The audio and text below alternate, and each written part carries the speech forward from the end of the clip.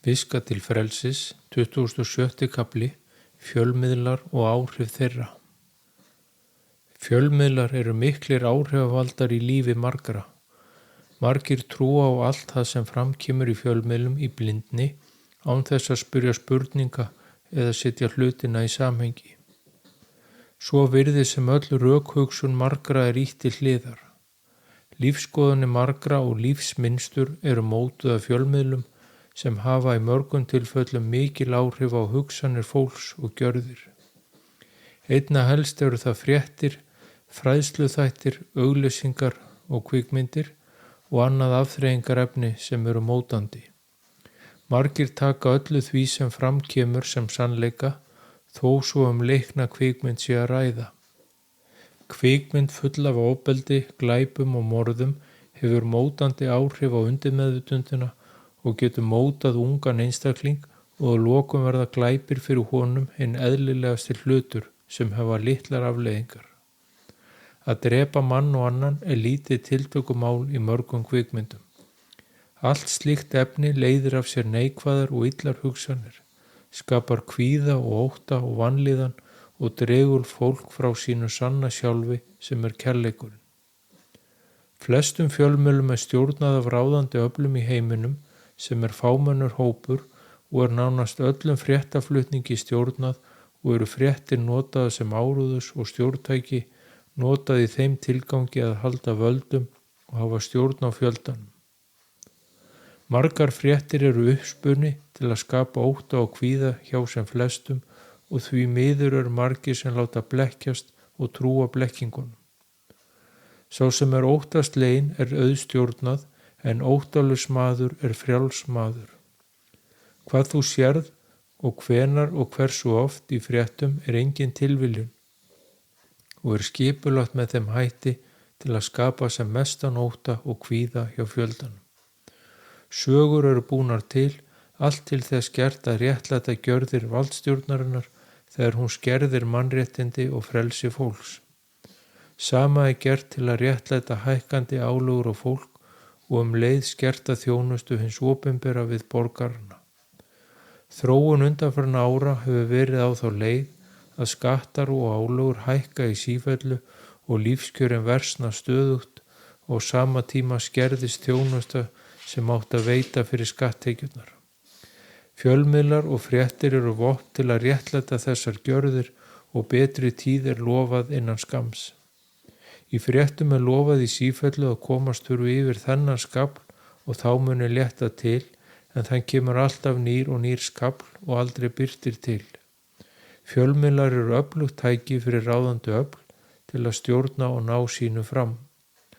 Hjá þeim sem eru blindir á sannleikann og trúa blekkingunum þá skapa fjölmiðlar oft á tíðum mikla vanlíðan, andlega sem og líkamlega.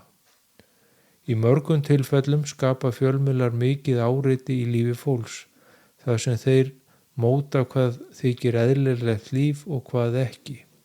Óraunhæfar kröfur eru gerðar sem margir hlaupa á eftir og þurfa að vinna baki brotnu til að uppfylla þær.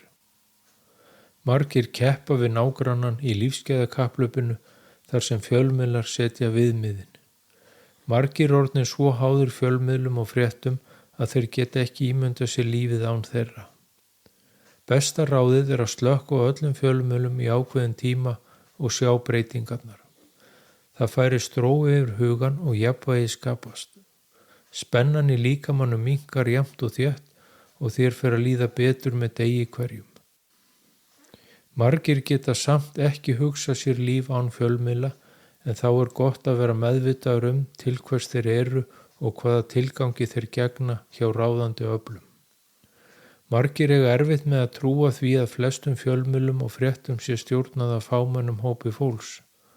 Margir hafa þá trú að fjölmiðla séu frjálsir og óháðir en það er undantekningin.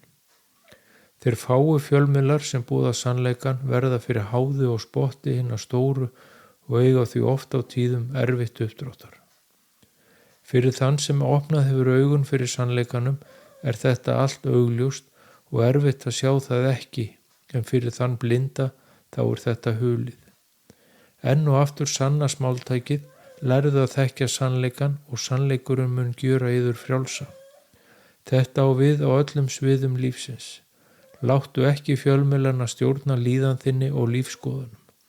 Trúðu og treystu á þitt eigið innsæi, því þar leikur sannleikurinn og lærðu að sjá hvað er rétt og rangt í umhverfi þínu. Þessi heimur er fullur af blekkingum sem notaðir eru til að skapa ótta og til að sundra fólki með vilja.